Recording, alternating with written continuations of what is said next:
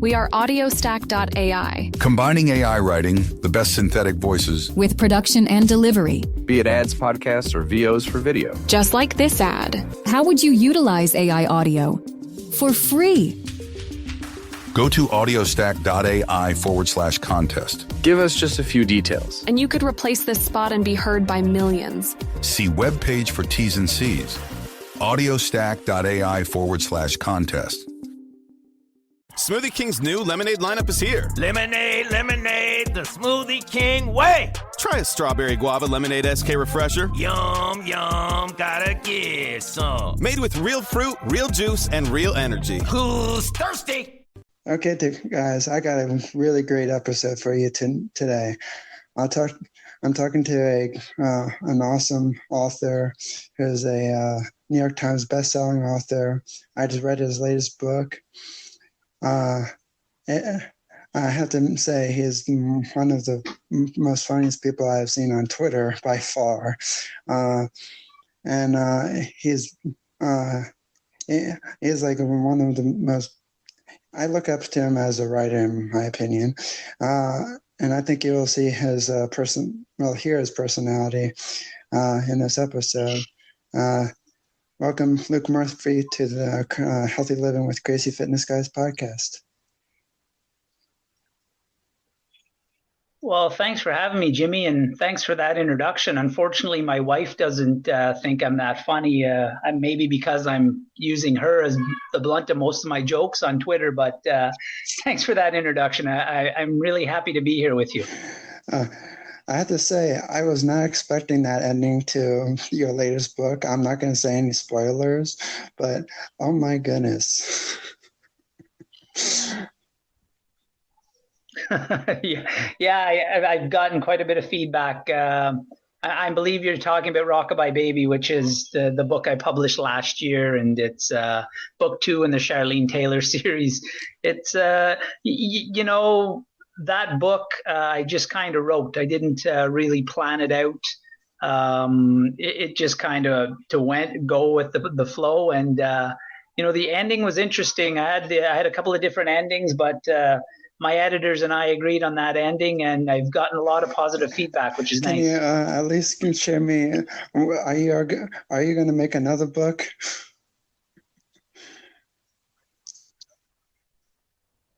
Yes, I'm definitely going to write more Charlene Taylor novels. The book that's coming out this summer actually has a combination of my two protagonists from my 2 series, Calvin Waters and Charlene Taylor. They're actually going to be in the same book working together. So it's going to be interesting. It should be out in July, and I'm actually looking forward to hearing the feedback from that. I actually read a book that basically did the same thing. It was James Patterson did the same thing with, he created a new kind of novel for, not a novel, but another book with a younger detective working with Alex Cross. But I really liked the ending. It was, I was not expecting that kind of ending. Well, thank you very much. I think as an author, you kind of want to be able to throw readers off a bit and hope to give them a little bit of surprise, a little bit of shock. And that comes with the whole emotions with reading a book and getting inside the characters and following them and cheering for them. And so you hope to invoke some emotions like that from readers for sure. And James Patterson, I love his books too. They're quick and they're fun and they're always entertaining. I think I read your book in like literally 3 days. Maybe 4. That's always a good sign for an author. Except for this one book that I like this one. There are so many ads these days wherever you go. There are ads in movie theaters, on TV, on radio, and on billboards. So why would you want to listen to ads in a podcast? Subscribe to the Crazy Fitness Guy Premium podcast to get these exclusive benefits. Listen ad-free. Behind-the-scenes access to our free Facebook community, and so much more. Become a premium member for only $5 per month. To learn more about the Crazy Fitness Guy Premium Podcast, go to crazyfitnessguy.com/healthy living podcast or click on the Premium Podcast link in the show notes. Now let's get back to the show. One book that I'm reading called, have you ever met, his name is Anthony Horowitz. He writes Alex Rider books. And I've heard of them, but I've never read any of them. oh, well, I'm reading his current book right now, and I like it so far. But I was meaning to read a lot this weekend, but I've been busy working my butt off, unfortunately. Yeah, sometimes unfortunately life gets in the way when we want to be reading a book, but there's other priorities to take care of first, and definitely work is one of them. I'm just curious, how did you become a writer anyway? Well, I've always been a reader, and I think that's kind of where it started out. My mother was a librarian, and I spent a lot of days in the library after school, and I always liked reading mystery novels. The Hardy Boys were my first books, and so I always was an avid reader. Never really thought much about writing when I was a kid, and then when I got hurt in hockey and I had all this free time, my wife, she was my girlfriend at the time, and she was in college, and she asked if I would help her with an assignment, which was to write a short story. And so we kind of, got together and created these characters and a setting and a plot and everything. And I just enjoyed it so much that I took one of the characters we created together, and I started to write a new story with it. And next thing I knew, I had a complete manuscript, which I didn't do anything with. I wrote 2 manuscripts before I even decided to get serious and write with the intention of being published, because when I first started out, I knew I wasn't ready. I was a diamond in the rough, I guess you could call it. It was pretty rough, my work. So, it's years of practicing and researching, and before you even think about writing with the idea of being published. That sounds interesting, because I know that feeling. When I started Crazy Fitness Guy, I didn't really think I was gonna get any readers, but after, I think I'm in my 3rd year now, and I've picked up like 700 visitors and readers in a month. Yeah, it's pretty amazing. You don't, especially with social media now, and you can get readers from all over the world, and you can interact with them, and it's so much fun meeting new people. And like yourself, I mean, you just start writing, and you never know where it's going to go. It's fun to kind of sit back and think about, remember when I started a few years ago and how far I've come. And it's pretty amazing if you watch the progression. I'm sure if you think of your own writing from day one to now, and it's been a pretty incredible hill you've climbed, I bet. You don't even know how steep that hill is. I think it's probably what I have to say, a very, very, very big mountain, a very steep mountain. Oh, well, I bet. And that's the thing. Everyone's mountain is different, right? Some are steeper than others, some are longer than others, some are bumpier than others. It's, we do what we can with what we have, and you know what? You have obviously succeeded, so a lot of credit to you. And we keep climbing that hill until there's no hill left, and you just keep reaching Thanks. for the stars. I was just wondering, what inspired the Charlene Taylor's series anyway? Probably the inspiration for Charlene Taylor was when I first started thinking about Charlene. I was reading a lot of James Patterson's women detective series. The Women's Murder Club books had just come out, and they were really growing, and it seemed that female detective protagonists were, really popular at that time. And for me, my whole life, I've just been surrounded by women. I mean, I've had two sisters growing up, and I have three daughters, and going to all the sports, you're hanging out with all the moms at these sports, and so I've been surrounded by women my whole life. So it kind of made it a little easier to write from a woman's point of view. And again, I was able to lean on my wife and close friends and stuff and ask them about situations. Thanks to our sponsor to make this podcast happen. If you haven't heard about Anchor, it's the easiest way to make podcasts. Let me explain. It's free. There's creation tools that allow you to record and edit your podcast right from your phone or computer. Anchor will distribute your podcast for you so it can be heard on Spotify, Apple Podcasts, and many more. You can make money from your podcast with no minimum listeners. It's everything you need to make a podcast in one place. Download the free Anchor app or go to anchor.fm to get started. Oh, by the way, I forgot to mention, it only takes about 5 to 10 minutes to set up. It's simple, easy, and the best part, it's free. So download the free Anchor app or go to anchor.fm to get started today to just create your own podcast.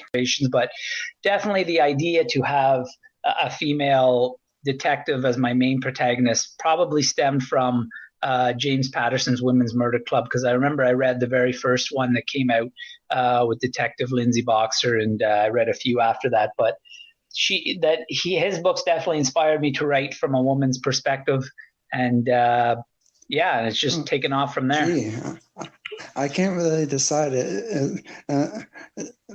Should I feel sorry for you that you've been surrounding by... I feel sorry for myself sometimes. It's a lot of estrogen in my house. I'll tell you, it's the teenage years aren't going to be fun, Jimmy. I might have to escape and rent a bachelor pad somewhere, but it's been a lot of fun. I mean, the girls keep me on my toes. They're still young, and there's always something going on. But thinking there might be a lot of drama in the teen years for me to look forward to. That's for sure. You should. You probably be happy to know that years ago when I was going through those teenager years, you're glad you probably wouldn't have met me, because holy crud, I was a big issue for my parents.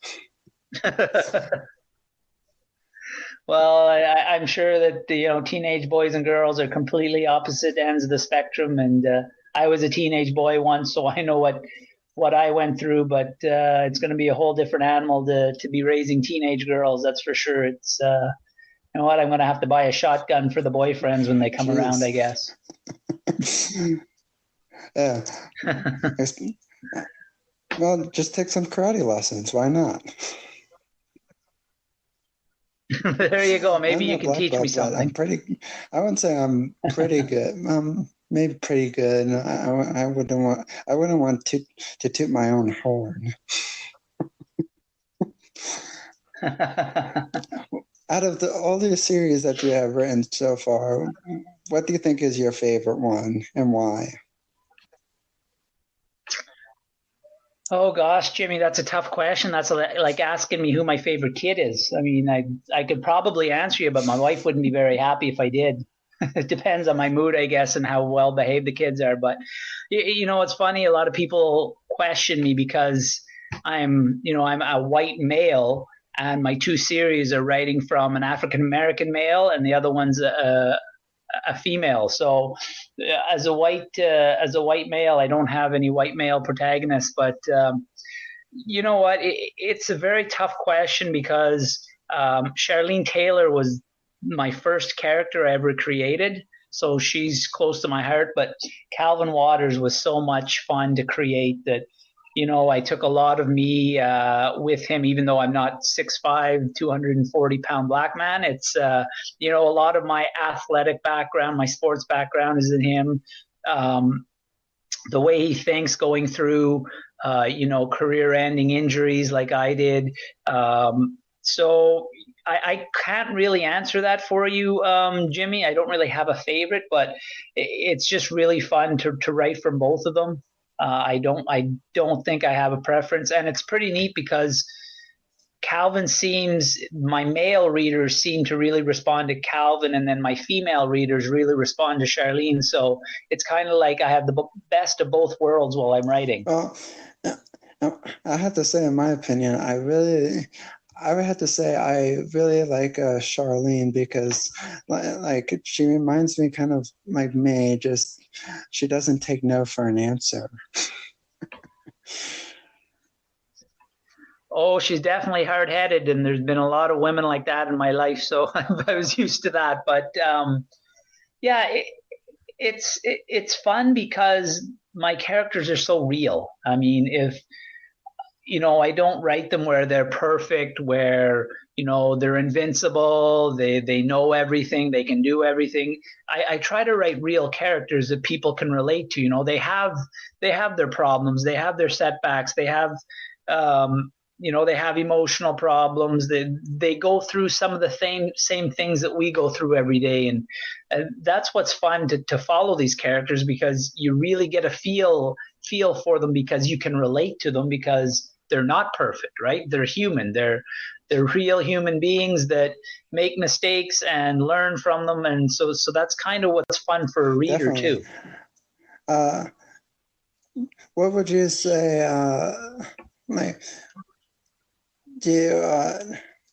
How did you, as a writer, do you think, is it hard for you to ever sit down and write these books that you write? The hardest thing for me, Jimmy, is finding the time. I only write part-time. I'm a full-time high school teacher. I tutor on the side part-time. I ref hockey. And I have 3 kids who are involved in everything. So I coach sports. I'm traveling all the time, driving them from different events. So really the hardest part is finding time. So whenever I'm not in front of the computer typing, that's when I'm kind of doing my thinking and my plotting out, so that when I do have, the 1 or 2 hours late at night when everyone's gone to bed, I can sit down and look at my notes and just write. I don't have to sit there with writer's block and think, oh my God, what am I going to write? So as a part-time writer, it's kind of, there's good things about it and bad things about it. The bad thing, obviously, I don't get much time to write because of other jobs and priorities. But the good thing is I don't worry about writer's block. I don't set deadlines for myself or writing goals for myself. If I get a chance to write, great. If I don't stress out over it. As I said, I don't have any deadlines from agents or publishers, or, you have to have so many words a day or so many words an hour. That's one of the good things about it. But the bad thing is I'd love to be able to write more. I'd love for this to be my full-time job, for me to make enough money where that's my sole income. I don't need another job. But right now, I only have 4 books published, so it's tough to really get some momentum and money coming in until you have, a bunch of more books I definitely know how that feels. I would like to have podcasting and my website making money for me and everything as my full-time job. Heck, I can't even work for Uber this summer because of the coronavirus. So yeah, this coronavirus has really thrown everything for a loop. It's, and it's all over the world. It's, nobody knows what to expect. Nobody knows what to do. All we can do is follow guidelines given by our government. And, it's, everyone talks about our new normal, and who knows how long it's going to be here with no vaccine yet. So it's certainly strange times for everybody. Yeah, and like you were saying about your podcast, yeah, how long it takes and how much work there is to put into it to kind of grow these things, right? You're starting from scratch. I started from scratch. It takes a long time. It's a grind, and all we can do is hope. A lot of it comes to luck, being in the right place at the right time, and we just do what we can and hope that things work out. And I have to say, I thought I was a busy person, but after you told me that you're a full-time teacher and you do all this other stuff, now you make me look bad. Oh, don't feel bad at all. It's it's certainly a busy life, and some days you just got to kind of slow down and breathe a bit. But usually, once the kids are in bed and 9 o'clock at night, I might get a few hours to sit down and write. Or the problem is when you're working 2 or 3 jobs, you're kind of exhausted by that time. So some days it's just I want to go to bed early or just chill on the couch with my wife and watch TV or something. But if you really want something, you'll find the time for it. And I truly believe that a lot of nights I want, to write so badly, and I want this to be something that goes on for a long time. I want to impress my readers. I want to keep entertaining them and keep throwing out books for them. So you're going to fight through the tiredness and the exhaustion and all the other stuff going on and find the time to do what you truly are passionate about. I have to agree with you on that, because I find myself, there's some weeks where I absolutely know what I really want to write about in my next blog post, but then there's some days where I don't even know what I want to do. But then I somehow, like, after I read a different article written by somebody else, I might want to say, wow, now I really want to write something like along these kind of lines of what somebody else written, but then put my own spin on it and twist. Well, yeah, you're fighting through it, and you're finding ways to get through and finding ways to do what you really like to do, and that's great. That's what everyone should find time for their passion. I know life is so busy right now, and there's always so much going on, but people really need to follow their passion sometimes, even if it's just part-time like us. I also have to say, I every time I look at all of your tweets on Twitter. There are so many ads these days wherever you go. There are ads in movie theaters, on TV, on radio, and on billboards. So why would you want to listen to ads in a podcast? Subscribe to the Crazy Fitness Guy Premium Podcast to get these exclusive benefits. Listen ad-free. Behind-the-scenes access to our free Facebook community, and so much more. Become a premium member for only $5 per month. To learn more about the Crazy Fitness Guy Premium Podcast, go to crazyfitnessguy.com/healthylivingpodcast or click on the premium podcast link in the show notes. Now let's get back to the show. They make me laugh even when I'm having like the most like frustrating day and whatever I'm doing. It could just be like from some email from a company, but whatever like I see when you ever post, I just love how all those tweets are just like kind of fun. And I like the joke that you did. Was it Friday that you did that joke, or Saturday? Which one was that? One with I can't remember. The truck and then about my 6-year-old? I don't know if it's a 6-year-old or was it the one with the maybe it was the 6-year-old one. I don't remember.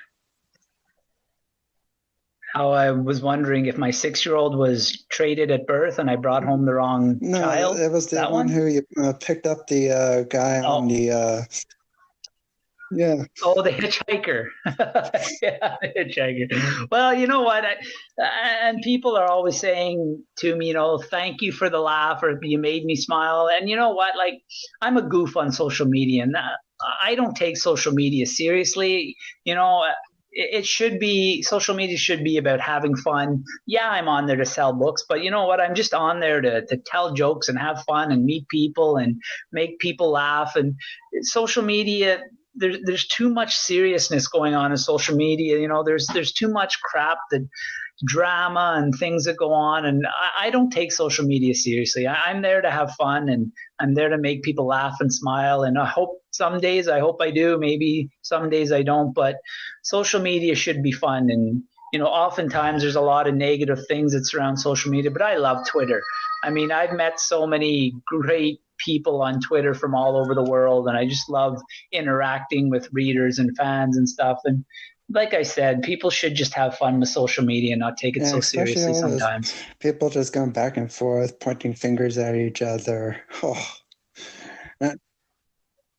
Oh, that's it. People air dirty laundry on there, and they kind of hide behind social media because they know they're not face to face with people, so they'll say whatever they want, or even post things anonymously. And it's just too bad that there's so much negative attention to it, because social media can be really fun and really positive at times. Here's another question for you. What would your advice be if somebody was starting out writing? What would your advice be for them, and how would for them to continue and I think that's the question. Yeah, get a part-time job to pay the bills. No, I'm just kidding. Writing, it's like anything. It's a tough business. It's a competitive business. There's a lot of writers out there, a lot of people trying to make money from writing books, but you have to stick with it. You're going to get a lot of people saying no along the way. And no matter what path you decide is right for you, I mean, you could go self-publishing, you could go the traditional route, you can go print on demand. There's so many different ways to go. Whatever's the right way for you, there's going to be people trying to drag you down, giving you negative comments, whether it's Amazon reviews or agents or publishers or editors. You just got to fight through those. You got to have thick skin. You've got to be patient, because it's a very slow moving process from going from writing to editing to publishing to marketing. Grow thick skin. Okay. Don't let people drag you down. Don't take no for an answer. You know what? And just try to write a little bit every day if you can. Even if it's 100, 200 words, try to write a little bit every day. Work on your craft. Writing is so important. And a big thing I try to tell most writers is you really should work with an editor.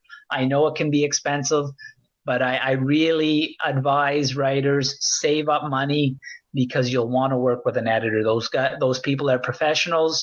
They know what they're doing. They've been through it before, and it really will grow you as a writer. I know I worked with a very strong editor in New York City when I wrote Dead Man's Hand, and I saved up for a year. I saved thousands of dollars because I knew I wanted to work, and I was lucky enough to work with this guy. And he has taught me so much, that I've taken that onto other books. I've only worked the one book with them, but all those lessons he taught me, it's almost like taking a course in a school working with an editor. So the thousands of dollars you would pay on a course, think about, I'm going to put that into an editor, and you're going to learn the whole time and all along the way. And you can take those lessons you learn from that editor and work on your next books with them. And that's exactly what I did. Just curiosity, how much does an editor cost? They're all different, and it depends what kind of editing you want done. There's line editing. You could edit for content. You could just do, like a spell check type thing, like a proofreader. There's all sorts of different. It depends how in depth you want to go. Obviously, content editing would be the most costly, because they're looking at your content and talking about, does this character work, or would this character do this here, or does this plot make sense? Those types of things. But you can get all editors go for different prices. So I advise, I can send writers to websites to look and hunt for deals that work for them. But yeah, you definitely need to get a quote. Maybe send them one chapter and see what kind of job they do to know if that's what you're looking for. So there's just so many editors and there's so many different prices. I can't tell you exactly how much you would spend. And then again, it depends how much editing your manuscript needs, right? Some need a lot, some need very little. So Jimmy, I can't give you an exact price. It's all different. Well, maybe we could both agree on maybe they're cheaper than lawyers.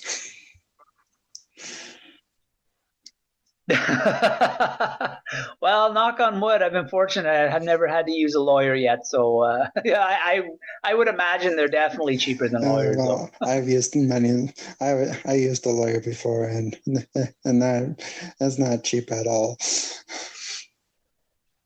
Well, yeah, I've known people who've gone through divorces, and it's hundreds of dollars just to send an email. They told me, so it's no. An editor would definitely be less Gee, expensive. I wish I should have became a lawyer. Yeah, exactly. I'll be the one making the big bucks. Yeah, that'd be nice for sure. Before we wrap up, I was just curious, where can people find you? Well, my website is www.authorlukemurphy.com, all one word. And all of my social media, you look up Author Luke Murphy on Facebook, Instagram, Twitter, and you'll find me there. My books are available on Amazon in ebook form, paperback, and audiobook.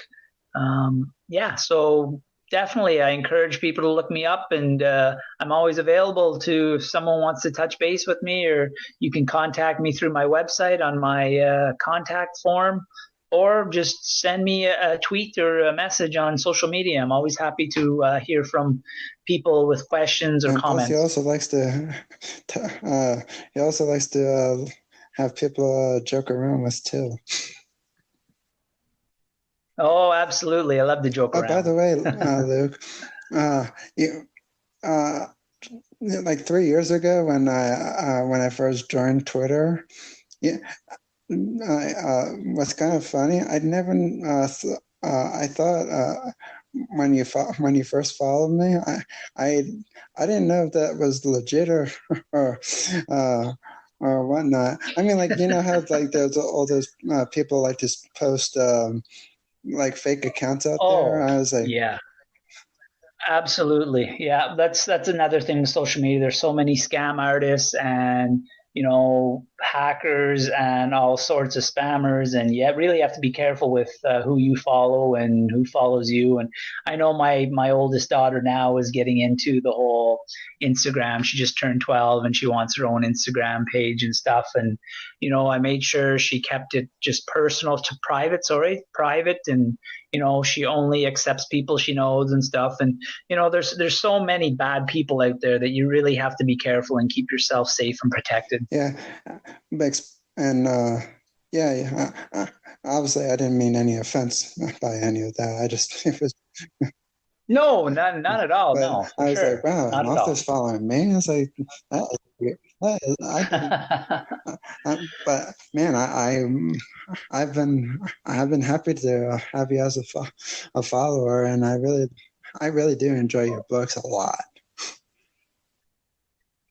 Well, thank you. And I'm sure you're not the first person to feel that, because I really try to seek out people who have common interests with me, whether it's through reading or sports or school. I'm always trying to find people, or music. I'm always trying to find people with interests, and, I follow them, and sometimes they'll follow me back. Sometimes they'll ignore me. But I definitely try to seek out people with common interests myself that I could start a conversation with, or, share ideas with and stuff. Well, I really enjoyed this podcast episode, and I hope I can have you back on in the future if you'd be interested.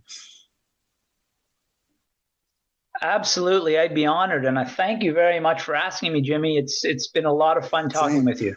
I hope you enjoy the rest of your day. Thank you. You too.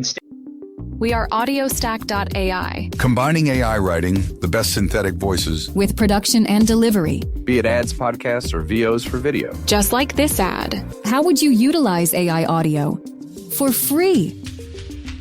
Go to audiostack.ai/contest. Give us just a few details. And you could replace this spot and be heard by millions. See webpage for T's and C's. audiostack.ai/contest. I'm Victoria Cash. Thanks for calling the Lucky Land Hotline. If you feel like you do the same thing every day, press 1. If you're ready to have some serious fun for the chance to redeem some serious prizes, press 2. We heard you loud and clear. So go to LuckyLandSlots.com right now and play over 100 social casino-style games for free. Get lucky today at LuckyLandSlots.com. Available to players in the U.S., excluding Washington and Michigan. No purchase necessary. VGW Group. Void where prohibited by law. 18+. Terms and conditions apply.